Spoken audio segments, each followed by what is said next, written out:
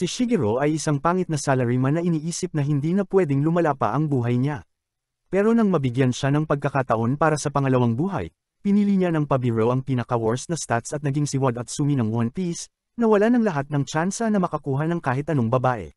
Dahil sa itsura niyang pangit, napilitan siyang mamuhay ng nag-iisa sa kanyang pangalawang buhay.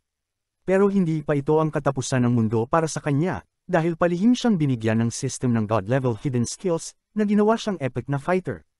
Hindi ako nag-e-exaggerate kapag sinabi kong si Shigeru Yoshioka ang may pinakapangit na mukha sa kasaysayan ng anime. O, at least, yun ang paniniwala mismo ni Shigeru. Isa siyang salesman pero hindi siya nirerespeto ng mga kasamahan niya dahil sa pangit niyang itsura. Pero kahit ganoon, masipag pa rin siyang nagtatrabaho para mabuhay ng maayos.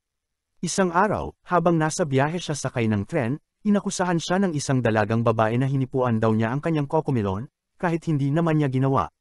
Pero kahit ganoon, binugbog pa rin siya at itinapon palabas ng tren dahil lang mukha siyang molester. Hindi pa doon nagtatapos, dahil nagsampa pa ng kaso ang babae laban sa kanya, kaya napilitang humarap si Shigeru sa korte. Pero alam niyang walang maniniwala sa kanya dahil lang sa itsura niya, kaya umamin na lang siya sa kasalanan. Bilang resulta, natanggal siya sa trabaho at dumaan sa pinakamatinding midlife crisis na maiisip. Ilang taon nang lumipas, ang babaeng nagsinungaling laban sa kanya ay sa wakas na aresto na rin dahil sa pag-frame ng maraming lalaki para lang kumita ng pera. Pero walang nagbago para kay Shigeru. Patuloy siyang nagdurusa sa trauma at tuluyang ikinulong ang sarili sa kanyang apartment, ginastos lahat ng ipon pati ang iniwan ng kanyang mga magulang. Ang tanging kinahihiligan na lang niya ay ang balita tungkol sa paghihirap ng ibang tao sa internet. Isang gabi, may nabasa siyang article na nagsasabing, kung susubukan mo ang sketchy na ritual na ito, maaari kang mapunta sa Isekai World. Dahil wala na rin siyang magawa, isinagawa ni Shigeru ang ritual, at gumana ito. Lumitaw ang isang screen sa kanyang computer na nagtatanong kung gusto ba niyang magsimula ng bagong buhay, pero may babala na kailangan niyang isakripisyo ang kalahati ng kanyang buhay kung gusto niyang bumalik. Sa una, inakala ni Shigeru na isa lang itong virus at pinatulan lang niya ito, iniisip na pwede naman niya i-reset ang PC mamaya. Nang pinindot niya ang next button, lumitaw ang panibagong interface na hinihingi ang kanyang impormasyon. Default na naka-encode ang edad bilang 16, at ang tanging pwedeng baguhin ng madali ay ang itsura niya. Kahit sino na may matinong pag-iisip ay tataasan ang look sa pinakamataas, pero hindi si Shigeru. Nilagay niya ang -255 at lumipat sa next menu. Nakakuha ng 13,000 points dahil sa pagbaba ng kanyang itsura. Gamit ang mga puntos na ito, maaari niyang taasan ang base stats pero hindi muna niya ginamit. May special na note kung saan pwedeng magdagdag ng extra sa character. At nagsulat si Shigeru ng maraming negative values tulad ng ang income rate niya ay magiging 0.00001%. Kapag nakahawak siya sa isang babae, mawawala agad ang 10% ng max HP niya. At kapag naging intimate siya sa isang babae, agad siyang magkakaguti-guti at mamamatay. Dahil sa sobrang absurd ng stats na nilagay niya, automatikong tumaas ang overall stats ni Shigeru ng 1,000% at ang bonus parameter niya ay umabot ng 1 bilyong points. Pero bago niya ma-allocate ang kahit anong puntos, naubos ang oras niya at na-teleport siya nang hindi niya nagamit ang kahit alinman sa mga benepisyo. Na-shock si Shigeru. Ang ginawa niya ilang segundo lang ang nakalipas bilang biro ay naging brutal at nakakatawang realidad. May dalawa pang babae at isang lalaki sa bahay kung saan nagising si Shigeru at hindi nakasuot ng kahit ano ang mga babae. Nagkakasipon sila, kaya't hinubad ng lalaking may six-pack ang kanyang damit at inialok ito sa isa sa kanila. Naghubad din ng damit si Shigeru, pero tumanggi ang isa pang babae na kunin ito, sa halatang dahilan. Nagpakilala ang lalaki kay Shigeru bilang si Seiji, na 16 years old din, tulad ni Shigeru sa mundong ito. Nagpakilala rin ang dalawang babae. Sila ay sina Rizo at Seika. Pagkatapos ay nagpakilala si Shigeru, pero walang naniwala sa kanya dahil imposibleng siya ay 16. Gayunpaman, sinubukang pasayahin ni Seiji si Shigeru sa pamamagitan ng mga papuri bago tanungin ang lahat kung sila ba ay nadala rin dito matapos gawin ang ritual na nakita nila sa internet. Nang pare-pareho ang kwento ng lahat, napagtanto nilang nadala nga sila sa isang isekai world. Pinag-uusapan ng mga babae kung anong dapat nilang gawin ngayon kasama si Seiji.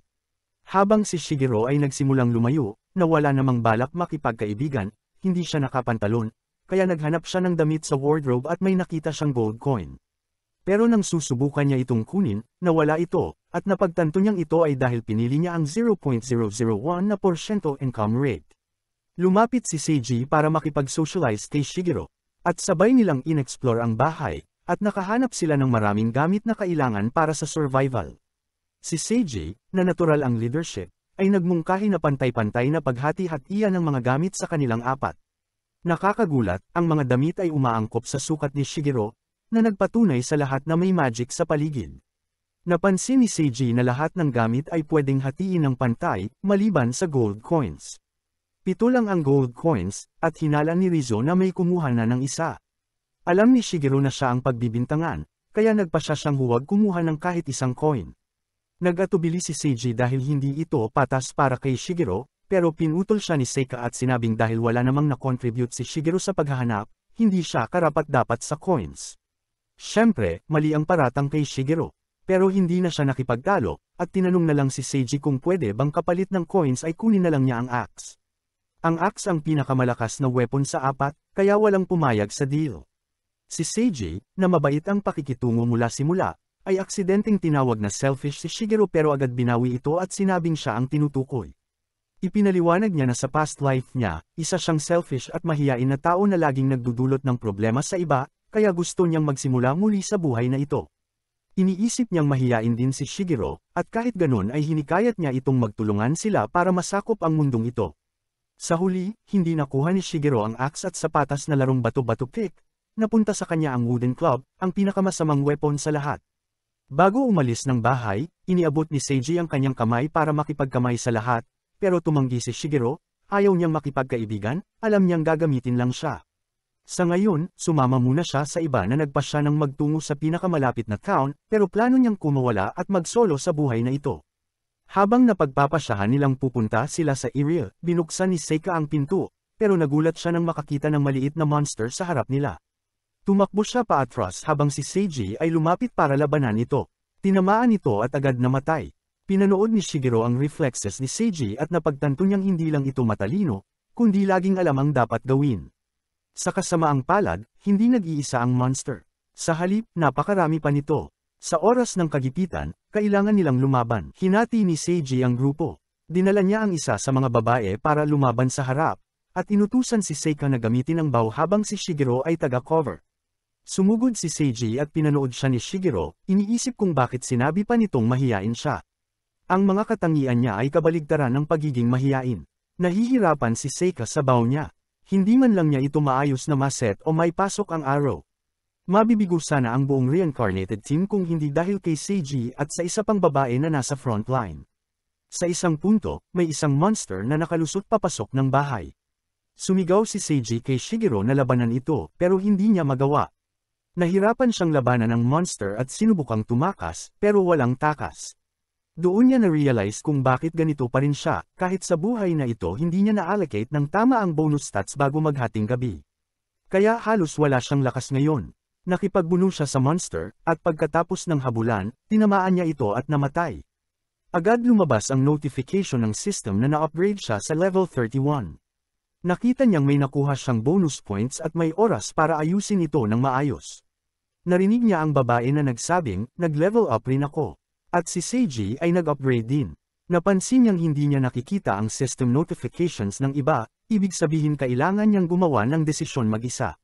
Ngayon na may sapat siyang bonus points, in-upgrade niya lahat ng abilities niya hanggang milyon. Nang matapos siya, sinabi ng system na naabot niya ang stage ng Absolute God. Tunay ngang nagpakita na ang Absolute God. Sabik na siyang subukan ang bagong lakas. Kaya, may napansin siyang monster sa tabi niya at tinapik ito gamit ang dulo ng daliri. Nawala ang monster at lumipad sa langit. Nagulat siya sa lakas niya ngayon. Nakita niya si Seika na nahihirapan sa bow at nagpasya siyang tulungan ito. Alam niyang hindi siya tinitingnan bilang malakas dahil sa itsura niya. Kaya kunwari ay nadapa siya at nagmakaawang kunin ang bow dahil tinatawag daw ito sa kanya. At pinahawak nga ito ni Seika. Sa paghawak pa lang niya, naset niya agad ito ng perpekto. Nagulat si Seika at tinanong kung miyembro ba siya ng archery club sa nakaraang buhay. Tinanong din kung kailangan niya ng arrow para gamitin ito. At dahil gusto rin niyang subukan ang archery, humingi siya ng arrow. Pinakawalan niya ang arrow at lumipad ito sa langit. Inakala niyang pumalpak siya, pero nang marating ng arrow ang langit, lumikha ito ng magic circle at pinatay ang lahat ng monster sa lupa. Nawala ang mga monster isa-isa. Nakatitig si Seika sa nangyari at tinanong kung sino talaga siya. Nagsinungaling siya at sinabing miyembro nga siya ng archery club. At gaya ng isang inosenteng babae, tinanggap ni Seika ang dahilan ng walang problema. Maging siya, nagulat na ganoon kadaling maniwala si Seika. Hiningi ni Seika ang bow pabalik at ibinalik niya ito. Hindi pa ubos ang mga monster kaya kailangan pa nilang lumaban. Ngayong hawak na ulit ni Seika ang bow, tumakbo siya para tumulong at inutusan siya ni Seiji na i-cover sila. Iset niya ang arrow pero pinakawalan ito ng sobrang taas kaya hindi tinamaan ang kahit anong monster. Pati mga monster, nagtataka kung bakit siya ganoon kainutil. Napansin ni Seiji na wala siyang silbi sa laban, kaya sinabi sa isa pang babae na ituloy ang pakikipaglaban. Nagpatuloy sila habang si Seika ay inuubos lahat ng arrows niya nang hindi pumapatay ng kahit ano. Masama ang loob niya dahil wala siyang silbi. Nakita ito ni Shigeru at nagdesisyong bumili ng arrows para sa kanya mula sa system. Inilagay niya ang arrows sa likod ni Seika at tinawag ang pansin niya, kunwaring bigla na lang itong lumitaw. Pinulot ni Seika ang arrows at muling pinakawalan sa ere nang hindi tinitingnan ang target. Sa huli, natapos ni Seiji at ng babae ang laban, tumakbo si Seika sa kanila at masayang sinabi na panalo na sila. Napagpasyahan nilang ituloy ang pagpunta sa town. Sumunod si Shigeru sa kanila, hindi rin naman niya alam ang daan kung hindi niya gagawin ito. Narating nila ang Irie Kingdom, at napakaganda ng lugar. Ang una nilang kingdom sa bagong mundo, at talaga namang kamangha-mangha ang tanawin. Pagkatapos ng stress ng reincarnation at ng laban, gutom na sila. Kaya ang una nilang pinuntahan sa syudad ay isang restaurant. Sa kabutihang palad, nakakita sila ng hamburger restaurant, at masayang pinangunahan sila ni Seika papasok para kumain. Pero napagpasyahan ni Shigeru na panahon na para iwan sila. Lumayo siya papunta sa ibang bahagi ng kingdom, iniisip ang landas na gusto niyang tahakin sa bagong buhay. Gutom siya at wala siyang pera. Naubos na nila ang pondo ng grupo. Habang nag-iisip siya, may dumaan na pusa at naisip niyang haplasan ito, pero pinigilan niya ang sarili. Naalala niya ang rule na ginawa niya bago mag-reincarnate. Tuwing makahawak siya ng babae, nababawasan ng 10% ang HP niya. Ang pusa ay hindi babae, kaya hinawakan niya ito. Pagkatapos makipaglaro, may narinig siyang boses. Si Seika, sinabi nito na alam niyang wala siyang pera, isang biro na sawang-sawa na siyang marinig. Pero sinabi pa rin niya ito at inabot sa kanya ang isang hamburger na binili niya dahil tinulungan siya ni Shigeru sa pag-ayos ng bow kanina. Naalala niyang tinulungan nga niya si Seika. At dahil gutom na siya, tinanggap niya ang hamburger. Sa kasamaang palad, nadikit ang kamay niya sa kamay ni Seika at na-trigger ang rule ng system na ginawa niya noon. Isang malakas na bug zone ng enerhiya ang dumaan sa kanya na hindi niya makontrol. Natumba siya sa lupa at tumalsik ang hamburger sa pader. Nagalit si Seika sa kanya dahil nasayang ang pagkain, pero mas nag-alala siya sa lakas na nawala sa kanya. Alam niyang hindi pwedeng manatiling galit si Seika, kaya ginamit niya ang sales skills na na-practice niya sa past life niya. Sinabi niya na ang kagandahan ni Seika ang dahilan kung bakit nang inag ang kamay niya. Na-impress si Seika at ibinigay sa kanya ang pangalawang hamburger na binili niya para sa sarili niyang hapunan. Tinangka niya itong tanggihan pero pinaalala ni Seika na wala naman siyang pera at sinabi niyang binibigay niya ito dahil tinulungan siya ni Shigeru sa arrows. Masayang tinanggap ito ni Shigeru. Dumating ang iba at niyaya silang magpatuloy. Kahit hindi interesado si Shigeru na sumama sa kanila, alam niyang totoo at mabait si Seika, kaya gusto muna niyang suklian ang kabaitan nito.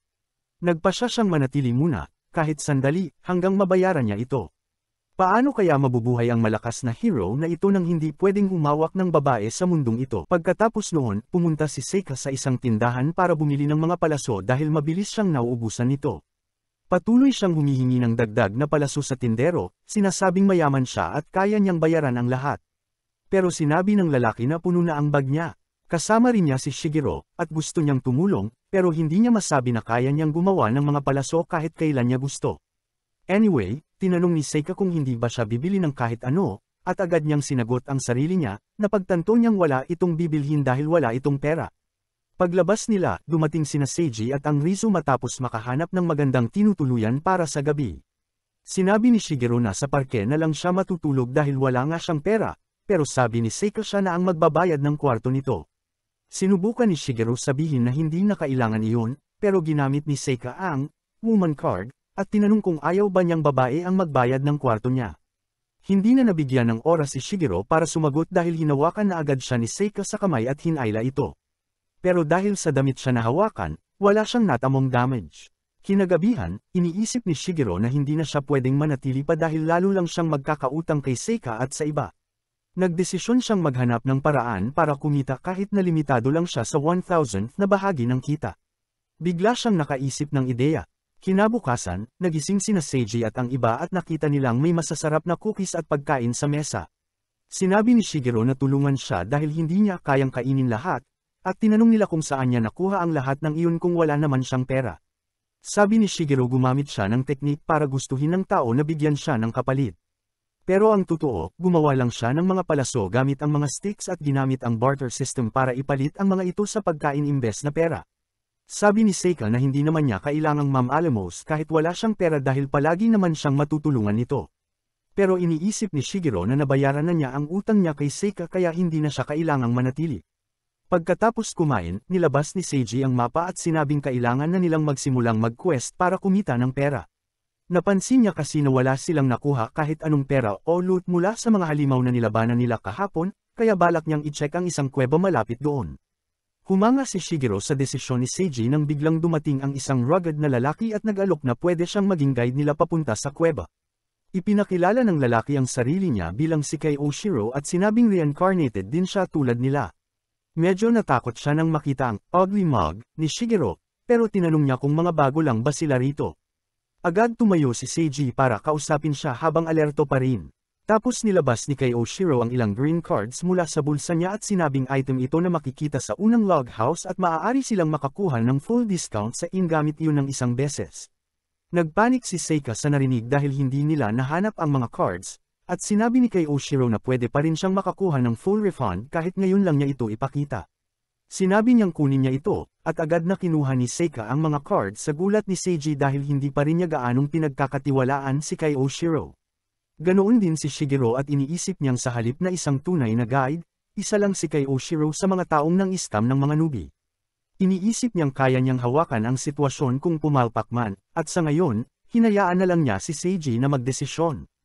Tiningnan ni Seiji ang pros and cons ng sitwasyon at nagdesisyong i-hire si Kei Oshiro bilang guide nila dahil kailangan nila ng impormasyon at paraan para mabilis na mag-level up.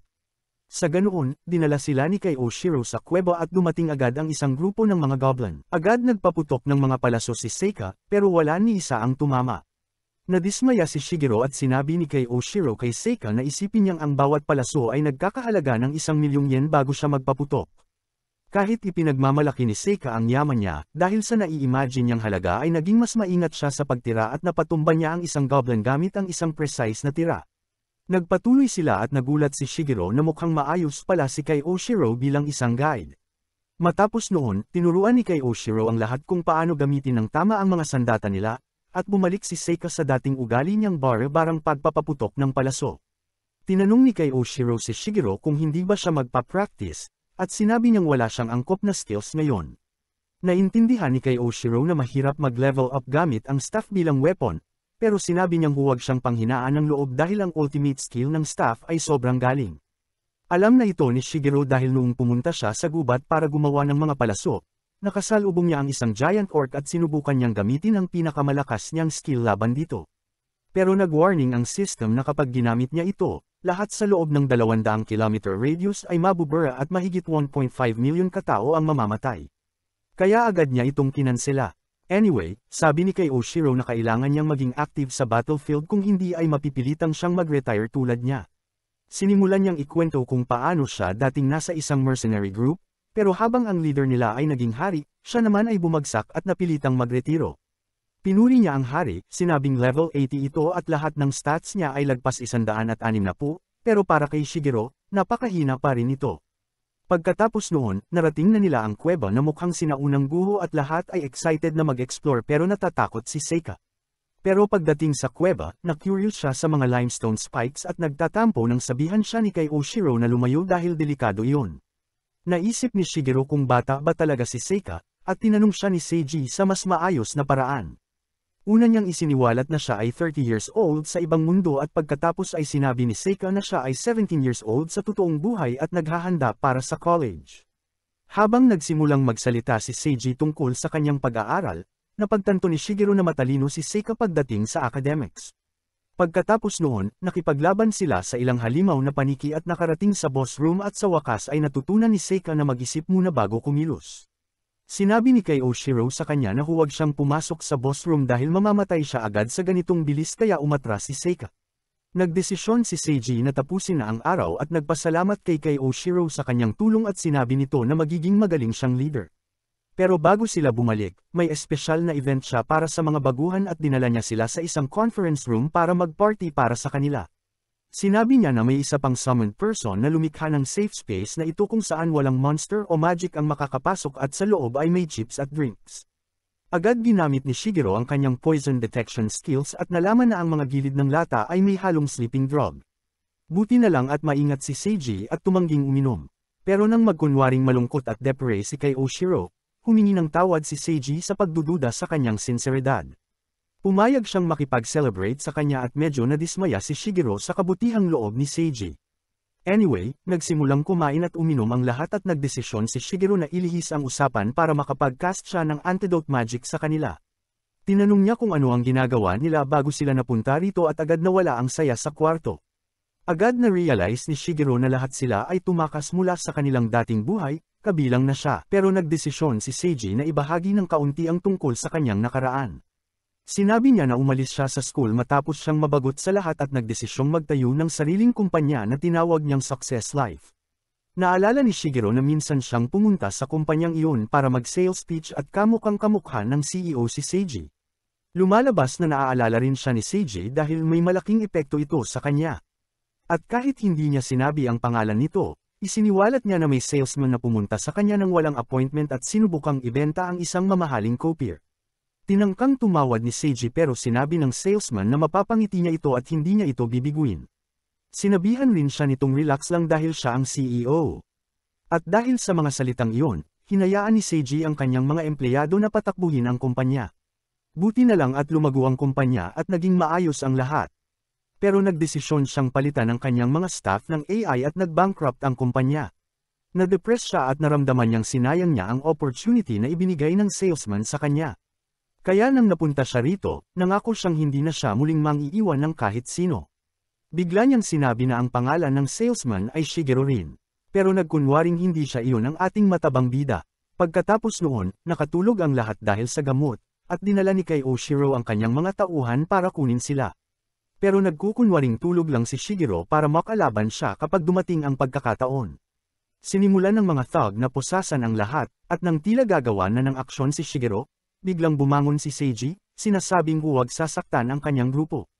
Hindi siya sineryoso ni Kei Oshiro dahil alam niyang halos hindi makatayo si Seiji, kaya inutusan niya ang kanyang mga tauhan na ipagpatuloy ang trabaho. Hindi magamit ni Shigeru ang kanyang kakayahan ngayon dahil ayaw niyang madamay si Seiji sa gulo. Pero buti na lang at sinubukang makipaglaban ni Seiji sa mga thugs pero binagsak lang siya sa pader. Sinabihan ni Kei Oshiro ang kanyang mga tauhan na huwag sasaktan ang kanilang produkto dahil bababa ang halaga nito at nagalit si Seiji nang marinig iyon. Sinabi niya na ang mga taong napunta rito ay wasak na ng buhay at sa kanilang pangalawang pagkakataon, may mga katulad ni Kei Oshiro na pilit pa rin silang ibinabagsak. Sinabi ni Kei Oshiro na mag-lecture siya sa taong nakikinig at inutusan ang kanyang mga tauhan na i-pack up siya. Nagdesisyon si Shigeru na panahon na para sumali sa laban. At tumalon siya sa mga bandido, pinagdudurog sila sa ilalim ng kanyang bigat imbes na gamitin ang attack stats niya. Sinabi niya kay Seiji na dalhin ang mga babae at tumakas, iwanan na sa kanya ang lahat. Pero tumanggi si Seiji na iwan siya sa panganib. Sinabihan niya ang mga bandido na huwag silang subukan dahil kaya niya silang talunin sa isang palo. Pero akala ng lahat ay nagbi-bluff lang siya. Dumiretso ang mga bandido sa kanya, pero sinalubong sila ni Shigeru sa pagtalon. Sinasalo ang mahihinang suntok nila at dinudurog sila sa ilalim ng kanyang bigat. Sinabi ni Kei Oshiro sa kanyang mga tauhan na unahin ang tumatalon na baboy, at sinabihan siya ni Seiji na tumakbo na dahil siya ang bahala. Sinugod ng mga thug si Shigeru kahit hindi naman siya nasasaktan, pero isa sa kanila ay ipinasok ang daliri sa butas ng ilong niya. Bigla, isang maliwanag na ilaw ang lumabas mula sa kamay ni Seiji habang sinasabi sa mga bandido na umatras sila bago pa man tamaan ng kanyang liwanag ng katotohanan ang kanilang masasamang puso. Nagtaka sila at tinanong kung anong skill iyon at ipinaliwanag ni Seiji na may isinumpa siyang pangako sa kanyang espesyal na notebook na hindi niya kailanman pababayaan ang kanyang mga kaibigan at kung sakaling magawa niya iyon, siya ang magbabayad para dito. Dahil sa sumpang yun, nakatanggap siya ng maraming bonus points at inilagay niya yun sa kanyang espesyal na kakayahan na nag-a-activate kapag siya ay galit. Sinabi niya sa mga bandido na ito na ang huli nilang pagkakataon para tumakbo. Pero sinabi ni Kyoshiro na puputulin lang nila ang kanyang kamay bago pa siya maka-atake. Nagdesisyon si Shigeru na tingnan kung ano ang kayang gawin ng atake ni Seiji, at naging shield siya para dito. Sinasabing kailangan nilang magtulungan dahil mas marami ang kalaban. Ginamit ni Seiji ang kanyang espesyal na kakayahan para mag-transform sa isang Super Saiyan form na ni si Goku ay hindi pa na-unlock, habang sinasabi sa mga thugs na magbabayad sila sa kanilang mga kasalanan ngayon. Pumasok si Seiji sa isang cringy na monologue na walang gustong makinig. Sinasabi na ang mga iyak niya sa loob ang nagpagising sa ibang persona na natutulog sa loob niya. At ngayon nagising na ang persona na yun, nagising na rin ang kanyang third eye. Ngayon bilang winged fringe hero na si Aldin, handa na siyang lumaban sa kanyang unang main character battle. Habang si Shigeru sa gilid ay nagtataka lang kung anong ang nangyayari. Tulad ng kahit anong cliché anime protagonist, ina-announce ni Seiji ang move na gagamitin niya, pero sina Kyoshiro at ang kanyang mercenary gang ay hindi alam kung paano mag-react dahil hindi nila alam ang kahit anong moves ni Seiji. Anyway, sa hindi malamang dahilan, huminto si Seiji sa gitna ng suntok, iniwang nagtataka ang lahat kung ano talaga ang agenda ng lalaking to.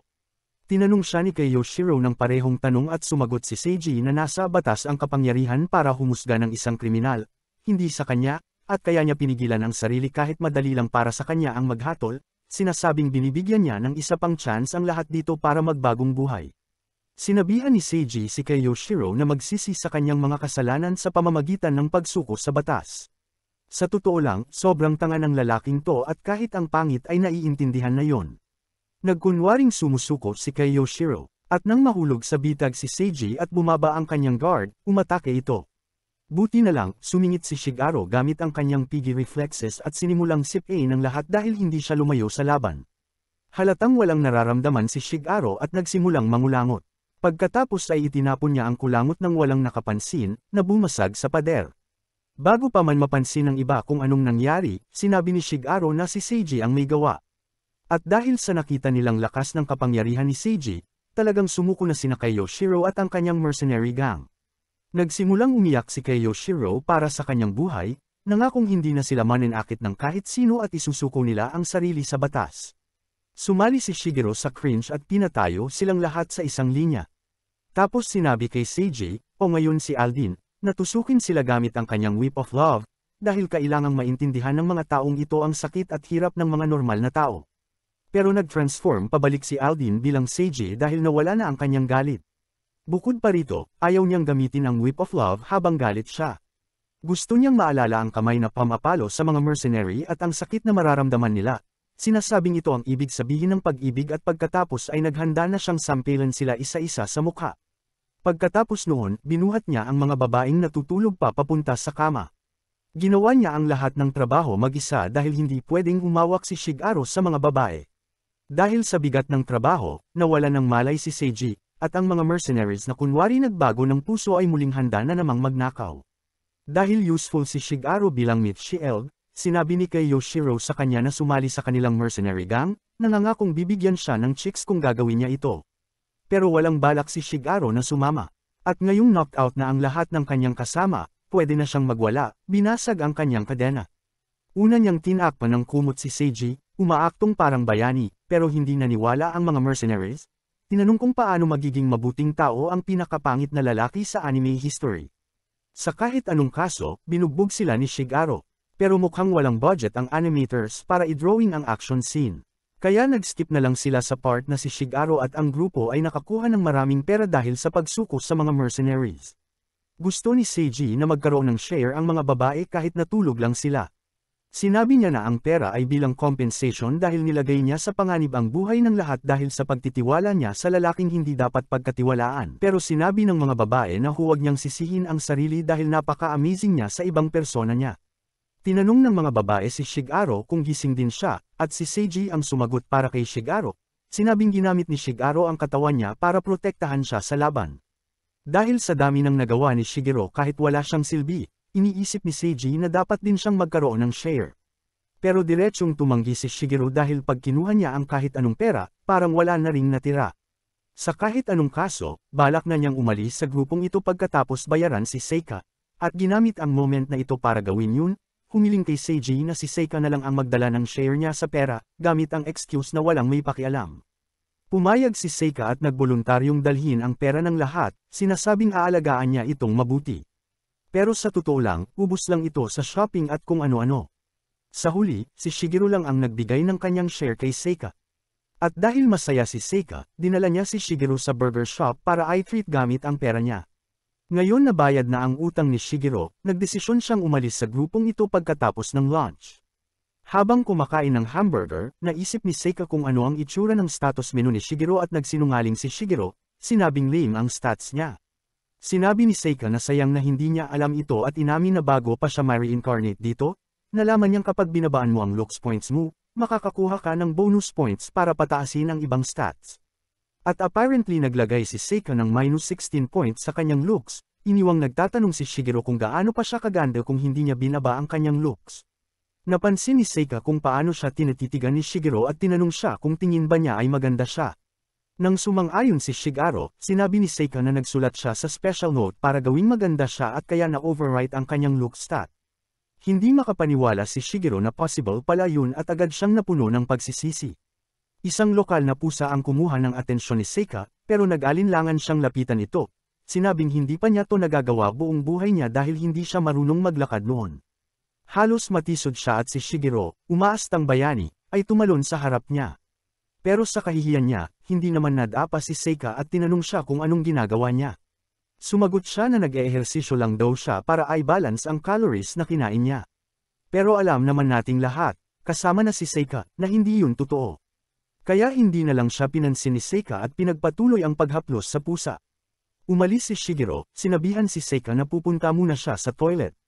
Pumunta siya sa restroom at naisip si Seika habang umiiyak. Iniisip niya kung anong klaseng buhay ang pinagdaanan ni Seika sa dating buhay niya. Kakabanggit lang niya tungkol sa pagiging maganda. Pero imbes na hawakan ang mukha niya, ang kamay ang hinawakan niya. Mas lalo pang bumigat ang pakiramdam niya nang tumayo ito at sabihing nakakalakad na siya ngayon. Binalikan niya sa isip ang mga ginawa ni Seika at kung paano siya umasta. At naglid lang ito sa isang conclusion. Baka dati siyang lumpo o socially awkward. Alinmang posibilidad, nalulungkot si Shigeru, dahil naniniwala siyang mas karapat-dapat si Seika sa mas maganda pang buhay. Matagal na siyang nasa loob ng restroom at nagsisimula ng mag-alala si Seika. Kumakatok ito sa pinto, tinatanong kung masakit ang tiyan niya at kung kailangan ba niya ng gamot. Lalong na-touch si Shigeru sa kabaitan ni Seika. Napaisip siya kung wala na bang mga Diyos sa mundong ito para bigyan si Seika ng mas magandang buhay. Naalala niyang meron siyang absolute God skills at siya rin mismo ay isang Diyos.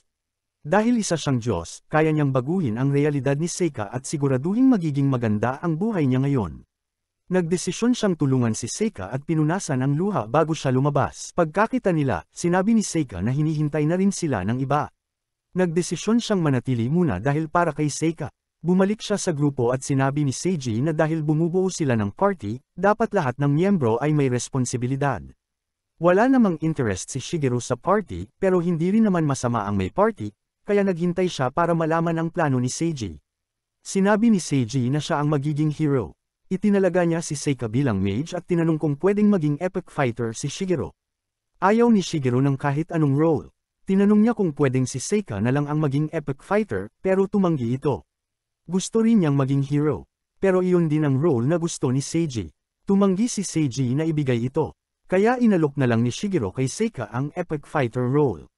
Patuloy pa rin si Seika sa pag-insist sa hero title, pero nag-move on din sila sa huli. Nagsuot silang lahat ng damit ayon sa role nila at napansin ni Shigeru na sobrang handa ni Seiji para sa pagiging hero niya. Binili niya ang tamang damit at nag-ayos din ng forma. Hindi rin sumusuko si Seika sa pagiging hero. Kahit naka-mage outfit siya, nag-ayos siya na parang hero. Sa huli, may hunter, hero, mage, at epic fighter na ang team nila. Binrief sila ni Seiji tungkol sa bagong mission nila. Pupunta sila sa Principality of Valeria. Pero may isang babala si Seiji. Walang pwedeng gumastos ng higit sa 3 lire para sa snacks. Nalungkot si Seika dahil hindi siya makakabili ng mga gusto niyang merienda. Pagkatapos ng meeting, lumapit si Seika sa isa nilang babaeng party member at sinubukang makipag-usap. Unang beses niyang kinausap ito at natuwa si Shigero na sinusubukan ni Seika maging sosyal. Tinanong ni Seika ang babae kung gusto nitong maglaro ng skipping. Pumayag ang babae at nagbihis muna. Habang wala ito, naisip ni Shigero kung bakit siya bumili ng skipping rope noong bumili sila ng mga sandata. Tiningnan niya lahat ng weapons pero wala siyang gusto. Kaya nang makita niya ang skipping rope, na-in-love siya at binili ito. Inakala ng seller na isa siyang kung fu fighter kaya gusto niya ng lubad. Pinayuhan siya ng seller na mag-ingat dito. Pag-alis nila, tinanong siya ni Shigero kung marunong ba siyang gumamit ng rope. Nang sinabi niyang hindi, nagpa siya si Shigero na turuan siya. Dinala niya si Seika sa safe na lugar at tinuruan siyang mag-skipping.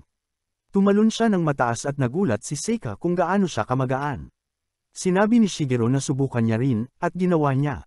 Pagkatapos, sinabi ni Seika na gusto niyang makipag-usap sa babae at matutong mag-skipping kasama ito. Nireklamo niyang hindi niya man lang alam ang pangalan ng babae at gusto niya itong maging kaibigan. Naisip ni Shigero na magandang idea ito at hinikayat siya. Kaya nga andito sila ngayon. Palihim na nanunood si Shigero sa mga babae habang nagse-skipping sila. Pagkatapos mag-skipping ni Seika, ibinigay niya ang lubad sa babae. Nang ginamit ito ng babae, tinanong siya ni Seika kung ano ang pangalan niya. Namula ang buong katawan ng babae. Na-realize ni Seika na ayaw nitong sabihin ang pangalan niya, na understandable dahil lahat sila ay galing sa ibang mundo para tumakas. Binigyan siya ni Seika ng bagong pangalan, Riz. Masayang lumipad si Riz. Lumipad siya ng sobrang taas kaya nagtataka si Shigero kung ano ang power niya.